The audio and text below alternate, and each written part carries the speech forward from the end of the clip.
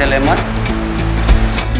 So as of the moment, it's very difficult to find a fresh lime.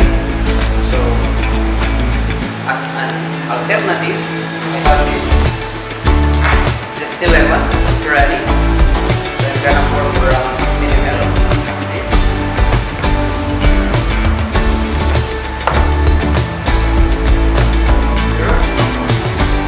This is nice because this syrup is infused with mint flavor.